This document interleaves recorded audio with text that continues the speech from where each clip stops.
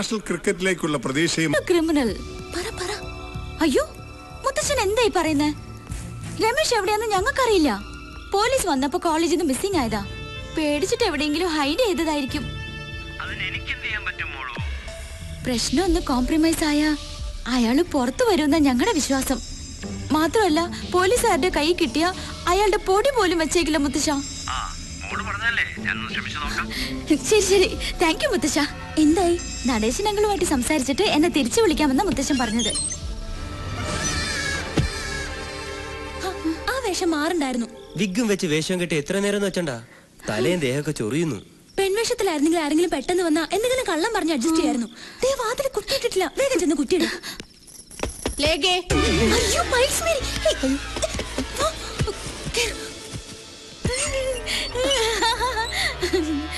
എന്താ രണ്ടുപേരുടെ മുഖത്തൊരു പരിഭ്രമം? അങ്ങനൊന്നുമില്ല മാഡം, ഞങ്ങൾ രണ്ടുപേരും സീരിയസ് ആയിട്ട് ഒരു മാറ്റർ സംസാരിക്കായിരുന്നു. അല്ല, ഇനി ആ ഇടിയാൻ കർത്താ പറഞ്ഞ പോലെ ആ ചെറുക്കനെ ഞാൻ ഇതിനകത്ത് ഒളിപ്പിച്ച് വെച്ചിട്ടുണ്ടോ? ഞങ്ങളോ?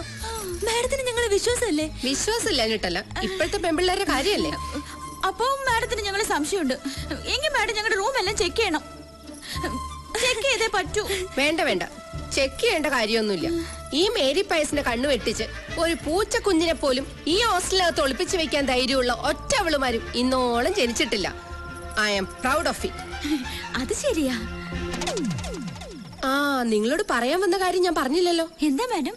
ആ രമേശിന്റെ വീടിന് നേരെ നടേശ മിനിസ്റ്റർ പാർട്ടിക്കാര് കല്ലെറിയുകയും അവന്റെ അമ്മയെ കുറെ ചീത്ത വിളിക്കുകയും ചെയ്തു അത്രേ.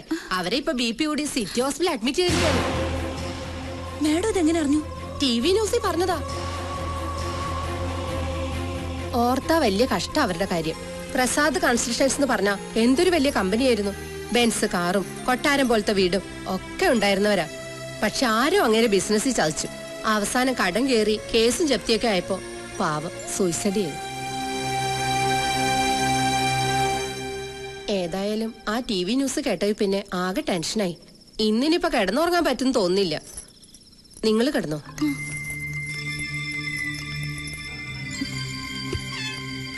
മാതാവേ, ഇന്നിനി 2 സ്മോൾ അടിക്കാതെ കിടന്നുറങ്ങാൻ പറ്റില്ല.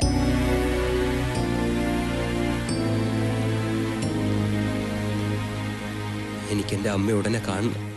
ദയവേദി നിങ്ങൾ എന്നെ സഹായിക്കണം. മുത്തച്ഛൻ ആ മിനിസ്റ്ററുമായി സംസാരിച്ചിട്ട് ഉടനെ തിരിച്ചു വിളിക്കാമെന്ന് എന്നോട് പറഞ്ഞത്. എന്തെങ്കിലും ഒരു തീരുമാനമായിട്ട് നമുക്ക് പോകാം. ശരിയാ, ഇപ്പൊ സിറ്റിയിലേക്ക് ഇറങ്ങുന്ന റിസ്ക്. എന്നെ പോലീസ് പിടിച്ചോട്ടെ, പക്ഷെ എനിക്ക് എന്റെ അമ്മയെ കണ്ടേ പറ്റൂ. രമേശ്, ഡോണ്ട് ബി സിലി. പോലീസിന്റെ കയ്യിലെങ്ങാനും നിന്നെ കിട്ടിയാലുള്ള അവസ്ഥ അറിയാലോ. എന്തായി മുത്തച്ഛ? ഹേയ്, ഒരു രക്ഷയില്ല മോളൂ. അവൻ അവന്റെ ബംഗ്ലാവിൽ ഒഴിച്ചിലും പിടിച്ചിലുമായിട്ടൊക്കെ ഇരിക്കുക. ആ ചെക്കനെ കയ്യിൽ കിട്ടിയാൽ ഒന്നുകിൽ പോലീസുകാർ കൊല്ലും, അല്ലെങ്കിൽ പാർട്ടിക്കാർ കൊല്ലും എന്ന അവസ്ഥയാ. മുത്തശ്ശൻ പറഞ്ഞ നടീശനങ്ങൾ കേക്കില്ലേ? ഇല്ല, ഒരു കോംപ്രമൈസിനും അവൻ വഴങ്ങുന്നില്ല. അവനെ സ്റ്റേജിലിട്ട് ഫുട്ബോൾ പോലെ തട്ടുന്ന TV-കാരിങ്ങനെ റിപ്പീറ്റ് ചെയ്ത് കാണിച്ചുകൊണ്ടിരിക്കല്ലേ. അത് കണ്ടിട്ടാ പാർട്ടിക്കാർ ഇളകുന്നത്. ആ, കൊണ്ടുവന്ന ഞാനാണെങ്കിലും അവനിപ്പം മറ്റവന്മാരുടെ കൂട്ടുകക്ഷിയല്ലേ. 15 വർഷം മുഖ്യമന്ത്രിയായിരുന്നു എന്ന് പറഞ്ഞിട്ട് കാര്യമില്ല മോളൂ. മുത്തശ്ശൻ ഇപ്പൊ അധികാരത്തിലല്ലല്ലോ. ആ, പിന്നെ മോളിക്കാര്യത്തിൽ വേണ്ടാത്ത റിസ്ക് ഒന്നും എടുക്കണ്ട കേട്ടോ. എന്തു പറഞ്ഞു മുത്തശ്ശൻ? No scope. സാരില്ല, നമുക്ക് നേരിട്ടൊന്ന് പോയി സംസാരിക്കാം. മുത്തശ്ശനോടോ? നോ നോ, മിനിസ്റ്ററോട്. നമ്മൾ ഒറ്റ കയ്യിലെടുത്ത് പോവാനോ? എന്തായാലും പിടിച്ച് തിന്നോ? നമുക്കൊന്ന് ട്രൈ ചെയ്യാം. ഏതായാലും ഈ പ്രശ്നം തീരാതെ രമേശ് ഇവിടുന്ന് വെളിയിലിറങ്ങിയ ശവം പോലെ അവന്മാര് തിരിച്ചു തരില്ല. മാത്രമല്ല, നമുക്ക് എത്ര സമയം രമേശിനെ ഇവിടെ ഒളിപ്പിക്കാൻ പറ്റും? എന്നാലും നീ എന്തേ പറയുന്നേ? ഈ സമയത്ത് പോയി മിനിസ്റ്ററെ കാണാന്ന് പറഞ്ഞു. ഗൾഫ് കുഞ്ഞ് അധികം തലപോയിക്കണ്ട. നടേശൻ അങ്ങളെ ഞാൻ ചെറുപ്പം മുതലേ അറിയുന്നതാ. അതുകൊണ്ടാ ഒന്ന് ശ്രമിക്കാന്ന് പറഞ്ഞത്. അതിനിപ്പോ അയാൾ എവിടെന്ന് വെച്ചാ? അയാള് മന്ത്രിമന്ദിരത്തിൽ ഒഴിച്ചിലും തിരുമലായിട്ടൊക്കെ ഇരിക്കല്ലേ. അത്രയ്ക്ക് ജോറായിട്ടല്ലേ ഇയാളെ കൊടുത്തത്. ദേ, രണ്ടും കൽപ്പിച്ച് ഞങ്ങൾ പോയി ട്രൈ ചെയ്യാം. ഈ ഒറ്റ രാത്രി കൊണ്ട് പ്രശ്നങ്ങളൊക്കെ തീർക്കാനാ. വെളിയിന്ന് പൂട്ടി താക്കോല് വാതിലിന്റെ മുകളിൽ വെച്ചേക്കാം. ഞങ്ങൾ വരുന്നത് വരെ അകത്തൊന്നും ഒരു ശബ്ദം പോലും ഉണ്ടാക്കരുത്. ജൂലി, നീ വേഗം റെഡിയാവും. ഇവിടെ കുക്കില്ലേ? കുക്കർ ഒരുത്തം ഉണ്ടായിരുന്നു, അറുമുഖൻ. അവൻ വഴക്കിട്ട് പോയി. അല്ല, പേരെന്തര്? Steffi Graf. എന്തര്? Steffi Graf. ഈ കൊച്ചിന്റെയാ? സാനിയ മിർസ. വായിക്കൊള്ളാത്ത എന്തെല്ലോ പേരുകൾ തന്നെ. വല്ല സീത എന്നാ പാർവതി എന്നൊക്കെ ഇടാത്തത്? പേരിട്ടത് ഞങ്ങളല്ലല്ലോ. ഈ ചിക്കനും ചപ്പാത്തിയും വേണമെങ്കിൽ ഞങ്ങൾ കൊണ്ടു കൊടുത്തോളാം. വേണ്ട വേണ്ട, എന്റെ പണികൾ നിങ്ങൾ ചെയ്യണെന്തിന്? ഞങ്ങൾക്ക് മിനിസ്റ്ററോട് രഹസ്യമായിട്ട് കുറച്ച് സംസാരിക്കാനുണ്ടായിരുന്നു. തന്നെ തന്നെ മനസ്സിലായി. എന്നാ കൊണ്ട് കൊടു. സാറിന്റെ വായി എന്നെ പള്ളി കേൾപ്പിക്കില്ലേ? അതൊക്കെ ഞങ്ങൾ ഏറ്റു. സാറിങ്ങോട്ട് വന്ന് കേറിയ മുട്ടായി ഭരണികൾ പൊട്ടിയ മാതിരി തുരാന്ന് ഓരോന്ന് വന്ന് കേറിക്കൊള്ളും. വാതില് തുറന്നു തന്നെ കിടക്കുന്നത് തള്ളി കേറിക്കൊള്ളി. നടേശൻ സാറിന്റെ തലയെ വരച്ചത് ബാക്കിയുള്ളവന്റെ ഊരെ വരച്ചിരുന്നെങ്കിൽ എന്നെ രക്ഷപ്പെട്ടു പോയേനെ. ഇവന്മാർക്കൊക്കെ കാവലിരിക്കാൻ തന്നെ നമ്മുടെ ഒക്കെ വിധി. ശ്രീപത്മനാഭ,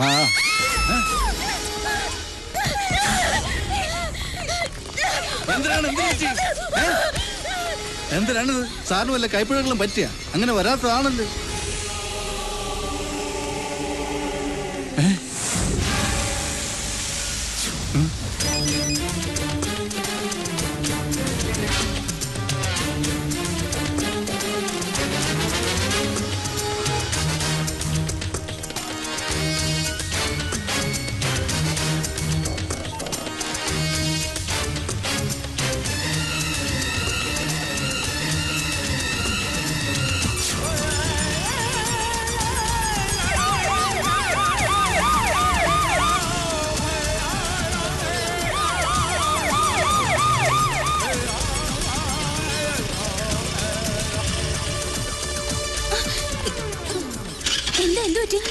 പെട്രോൾ തീർന്നുപോയി. മാധവി ഇനിയിപ്പോ എന്നാ ചെയ്യും? തള്ളണം. തള്ളാൻ എവിടം വരെ? അടുത്തൊരു പെട്രോൾ ബങ്ക് കാണുന്നത് വരെ. ഈ ജോയിന്റെ വിറയിൽ ഇനി മാറിയിട്ടില്ല. വെറുതെ നീ പേടിച്ച് വേണ്ടത് പൊല്ലപ്പൊന്നും ഉണ്ടാക്കണ്ട. നമ്മളവിടെ പോയിട്ടുമില്ല, ഒന്നും സംഭവിച്ചിട്ടില്ല. പക്ഷെ നീ ഒന്ന് വായടച്ച് തള്ളുന്നുണ്ടോ? വണ്ടിയൊക്കെ ഞാൻ എടുത്തു വെച്ചോളാം.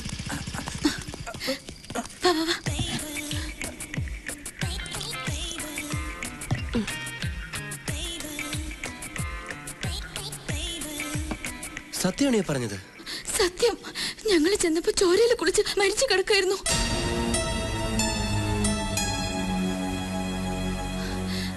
എന്താ ആലോചിക്കുന്നേ? ഒന്നുമില്ല. നന്നായി. ആ ദുഷ്ടൻ എന്റെ അമ്മയെ വേദനിപ്പിച്ചതിനുള്ള ശിക്ഷ അവന് കിട്ടി. അവനത് വേണം. ഞാനൊന്ന് കുളിക്കട്ടെ. തലയാകെ പെരുപെരുക്കുന്നു, മേലാകെ ചുട്ടു പൊള്ളുന്നത് പോലെ. രമേശ് എന്തിനാ നേരത്തെ ഇവിടെ നിന്ന് ഇറങ്ങിയത്? എങ്ങും പോകരുതെന്ന് ഞങ്ങൾ പറഞ്ഞിരുന്നല്ലേ? അത് മുറിയിലൊറ്റയ്ക്കായപ്പോ എനിക്കെന്തോ വല്ലാത്ത പേടിയായി. അമ്മയെക്കുറിച്ച് ഓർത്തപ്പോ നെഞ്ചു പൊട്ടണ പോലെ തോന്നി. എത്രയും വേഗം ആസ്പത്രിയിലെത്തി അമ്മയെ കാണണമെന്ന് മാത്രമായി മനസ്സിൽ. രണ്ടും കൽപ്പിച്ച് വാതിലിന്റെ മുകളിൽ താക്കോലെടുത്തു. പിന്നെ എങ്ങനെ ആശുപത്രിയിലെത്തിന്ന് എനിക്ക് ഇപ്പോഴും ഓർമ്മയില്ല. ആശുപത്രി കുമാരപുരത്തല്ലേ? പിന്നെ എങ്ങനെ നന്ദൻകോട് റോഡിലെത്തി? അത് ആശുപത്രിയുടെ മുന്നിൽ ചെന്നപ്പോ മൊത്തം പോലീസ്. അവിടെ നിന്ന് കഷ്ടിച്ചാ രക്ഷപ്പെട്ടത്. പിന്നെ എങ്ങോട്ട് ഓടണമെന്നറിയാതെ കണ്ട വഴി കൂടെ ഓടി.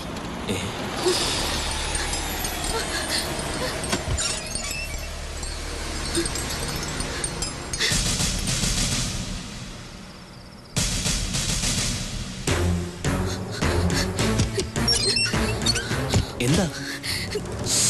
ആകെ കുഴപ്പായി. ജൂലി, ജൂലി, ജൂലി, എന്താ? കഥ തുറക്ക. എടി, ഞാൻ സോപ്പ് തേച്ചിരിക്കാം. എടി, താഴെ പോലീസ് വന്നിട്ടുണ്ട്. എന്നാ ഞാൻ മേഡത്തിനോട് പറയാം സാർ. ഓക്കെ.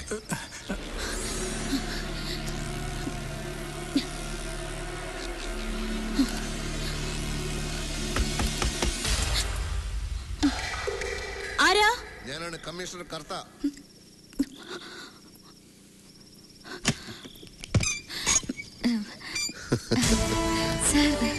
പരിചയപ്പെട്ട് കഴിഞ്ഞപ്പോ പിന്നെയും പിന്നെയും കാണണമെന്നൊരു തോന്നൽ. എന്താ വിളിച്ചത്? എന്നോട് ക്ഷമിക്കണം. പ്രിൻസിപ്പൽ അച്ഛൻ ഇതുവരെ എത്തിയിട്ടില്ല. അച്ഛൻ വന്നിട്ട് പോരെ സർ? അച്ഛനെയല്ല, ഇവരെ കാണാനാണ് ഞാൻ വന്നത്. ലേഡീസ് ഹോസ്റ്റലിൽ മദ്യത്തിന്റെ ഗന്ധം. ഞാൻ അച്ഛനെ ഒന്നുകൂടി ഫോൺ ചെയ്തിട്ട് വരാം. വളരെ ബോൾഡായ കോളേജ് യൂണിയൻ ചെയർപേഴ്സൺ ഇങ്ങനെ വിറയ്ക്കാനും വേർക്കാനും ഒന്നും പാടില്ലല്ലോ. എന്ത് പറ്റി? രമേശിനെ കുറിച്ച് അറിയാവുന്നതൊക്കെ ഞങ്ങൾ പറഞ്ഞല്ലോ സാർ. രമേശിനെ കുറിച്ച് അറിയാനല്ല, മിനിസ്റ്റർ നടേശന്റെ മരണത്തെ കുറിച്ച്. ഈശ്വരാ, നടേശൻ ഞങ്ങൾ മരിച്ചോ? മരിച്ചതല്ല, കൊന്നതാണ്. ആരാണ് സാർ കൊന്നത്? ഞാൻ കണ്ടില്ല. കൊന്നയാൾ എന്നോടൊന്നും പറഞ്ഞതുമില്ല. നിങ്ങളോട് വല്ലതും പറഞ്ഞോ? ഞങ്ങൾക്കൊന്നും അറിയില്ല സാർ. അറിയില്ല? ഇല്ല. ദുർഗ സാർ, ഹമീദേ.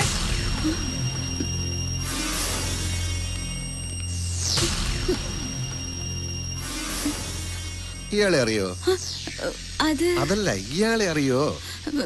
ഇല്ല സാർ. താൻ പറഞ്ഞ രണ്ടുപേരിൽ ഈ കുട്ടിയുണ്ടോ? തന്നെ ഇത് തന്നെ സാർ സോഫിയോഗ്രാഫ്.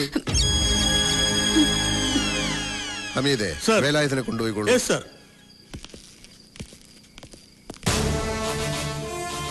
ഇനിയിപ്പൊ സാനിയ മിർസ കൂടി എവിടെ ഉണ്ടെന്ന് അറിഞ്ഞാ മതി. എവിടെ ഉണ്ടെന്ന് പറയൂ. കുളിക്കാണ് സർ. കുളിക്കാണോ അല്ല കുളിക്കും പോലെ കളിക്കാണോ? സഞ്ചരിച്ച വണ്ടി സ്കൂട്ടി പെപ്പ്. ചെന്നു നിമിഷ നേരം കൊണ്ട് ചെയ്യേണ്ടത് ചെയ്തു പറന്നിങ് പോന്നു. ഇല്ല സർ, ഞങ്ങൾ അവിടെ ചെന്നപ്പോ മിനിസ്റ്റർ രക്തത്തിൽ കുളിച്ച് മരിച്ചു കിടക്കായിരുന്നു. അപ്പൊ അവിടെ പോയിരുന്നു. ദുർഗ സർ, സാനിയ മിർസയോട് ബാത്റൂം തുറക്കാൻ പറയൂ. കുട്ടി വാതിൽ തുറക്കൂ. Open the door. ദർവാസ ഖോലോ. ബഹുഭാഷ വേണ്ട, മലയാളത്തിൽ പറഞ്ഞാ മതി. കതക് തുറക്കാനാ പറഞ്ഞേ. ലേഖേ, ആരാത്? കമ്മീഷണർ കർത്ത സാറാണ്. നീ വാതിൽ തുറക്ക്. അയ്യോ, ഞാൻ കുളിക്കുവാ. ഒരുപാട് കുളിച്ചാ പനി പിടിക്കും. വാതിൽ തുറക്കു കൂട്ടി. സാറ് പറഞ്ഞത് കേട്ടില്ലേ? കതക് തുറക്കാൻ. തുറക്കാനാ പറഞ്ഞത്. തുറക്കാം. അയ്യോ.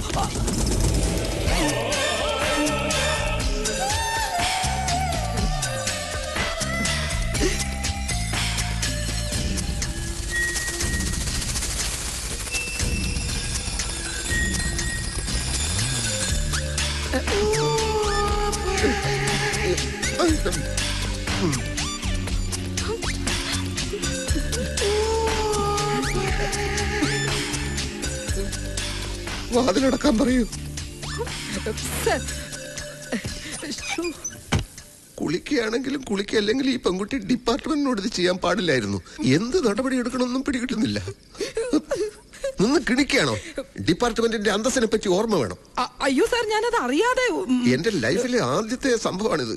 ആ കുട്ടിയോട് എന്തെങ്കിലും ഒരു ഡ്രസ് എടുത്തിട്ട് പുറത്തേക്ക് വരാൻ പറയും. ലേഖ വരൂ. കുട്ടി വേഗം ഡ്രസ് ചെയ്തു വരൂ. ഞാൻ പുറത്ത് വെയിറ്റ് ചെയ്യാം. ശരി. നിങ്ങൾ എന്തിനാണ് ആ സമയത്ത് മിനിസ്റ്ററെ കാണാൻ പോയത്? രമേശ് പോലീസിന്റെ കയ്യിൽ പെട്ട പിന്നെ ബോഡി പോലും കാണാൻ പറ്റില്ലെന്ന് സ്റ്റീഫൻ പറഞ്ഞപ്പോ ഞങ്ങൾ ആകെ പേടിച്ചു പോയി. സ്റ്റീഫൻ എന്ന് പറയുന്നത് ആ റബൽ ഗ്രൂപ്പിന്റെ ലീഡർ അല്ലേ? അതെ സാർ, അവനാണ് ഞങ്ങള് രമേശിനെ ഒളിപ്പിച്ചു വെച്ചു എന്ന് പറഞ്ഞുണ്ടാക്കിയത്. രമേശിനെ പോലീസ് പിടിച്ചോ സാർ? അത് നിങ്ങൾ അറിയേണ്ട കാര്യമില്ല. രമേശ്, രമേശ് പേടിക്കണ്ട, അവര് പുറത്തേക്ക് പോയി. ഇങ്ങോട്ട് നോക്കി. എന്റെ ജീവൻ കളഞ്ഞ് ഞാൻ നിന്നെ രക്ഷിക്കും. ആർക്കും വിട്ടുകൊടുക്കില്ല, സത്യം. അപ്പൊ സമയം എത്രയായിരുന്നു എന്ന് ഓർമ്മയുണ്ടോ? 8:30, 9 കാണും സാർ. അങ്ങനെ പറഞ്ഞാൽ എങ്ങനെയാ? ഒന്നുകിൽ 8:30 അല്ലെങ്കിൽ 9. പറയുന്ന ഓരോ ഉത്തരവും സൂക്ഷിക്കണം. തെറ്റി പറയുന്ന ഒരു ഉത്തരം മതി കൊലക്കയറി വിടാൻ.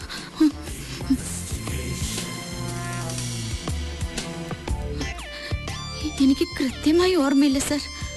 ഇന്ന് ഈ രാത്രിയിൽ സംഭവിച്ചൊരു കാര്യം ഏതാനും മണിക്കൂറുകൾക്കകം മറന്നുപോയി എന്ന് പറഞ്ഞാൽ ഞാനത് വിശ്വസിക്കണം അല്ലേ? സാർ, ലേഖ മുറിയിലിരുന്നോളൂ. ശരി സാർ. ഞാൻ വിളിപ്പിക്കാം. ജോലി ഇരിക്കൂ. വരൂ കുട്ടി. കുളിക്കുമ്പോ കഥ തുറക്കാൻ പറഞ്ഞാൽ ഇങ്ങനെയാണോ ചെയ്യുന്നത്? അതും ബാച്ചലറായ എന്റെ മുമ്പില്. സോറി സാർ, പെട്ടെന്ന് എന്താ ചെയ്യേണ്ടെന്ന് അറിയാതെ ഞാൻ പേടിച്ചു പോയി. എന്തിനാ പേടിച്ചത്? അത് പേടിക്കണ്ട. ഞാൻ ചോദിക്കുന്ന ചോദ്യങ്ങൾക്ക് സത്യസന്ധമായി മറുപടി പറയണം. പറയാം സാർ.